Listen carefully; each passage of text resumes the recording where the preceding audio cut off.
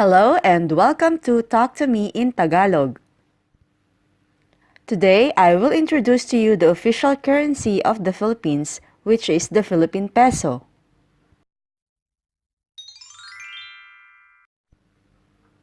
Piso, which is the Tagalog for peso, is denoted by the symbol P with two bars just like what you see on your screen. Other ways of writing the Philippine Peso sign are PHP or just the letter P. There are three Tagalog words for money. They are pera, salapi, and kwarta. Among these three, pera is the most commonly used. Pera, pera.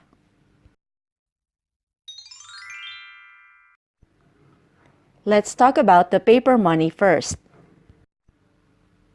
Paper money in Tagalog is called perang papel. Perang papel. You may also hear other people say perang buo. Perang buo. It also means a banknote. The banknotes and coins featured in this video belong to the new generation currency series. They are issued by the Bangko Sentral ng Pilipinas or the Central Bank of the Philippines. So if you are in the Philippines right now, you will definitely use them. The first on our list is the 1,000 peso note. It is called Sanlibong Piso, Sanlibong Piso, or Isang Libong Piso, Isang Libong Piso. Next, we have the 500 peso note. We call it 500 piso, 500 piso. We also have a 200 peso note, or 200 piso, 200 piso. Next, we have the 100 peso note, or 100 piso. 100 piso. You may also say 100 piso.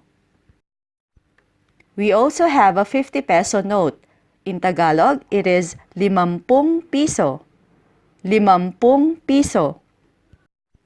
We also call it 50 pesos. 50 pesos. And the last one is the 20 peso note. We call it 20 piso. 20 piso. Or 20 pesos. 20 pesos. So those are the 6 banknotes being circulated in the Philippines as of 2018.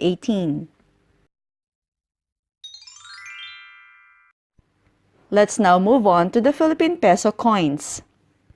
In Tagalog, coins is barya, barya. The largest denomination coin of the Philippine Peso is the 10 peso coin. We call it 10 piso. 10 piso.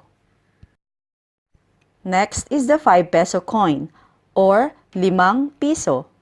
5 piso. Then we have the 1 peso coin, which we simply call piso. Piso. Next is the 25 centavo coin, which we call 25 centimo. 25 centimo, or 25 centimos.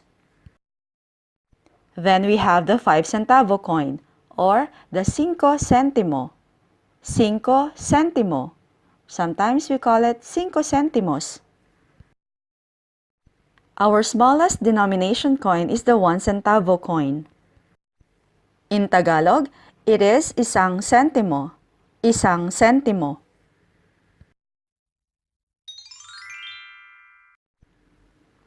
Now that you have learned the Philippine banknotes and coins, can you tell me how much money is this in peso and centavos? You may leave your answer in the comment section below. Well, that's all for now. Thank you for watching, and if you like this video, please give it a thumbs up and make sure that you subscribe to my channel. Salamat po!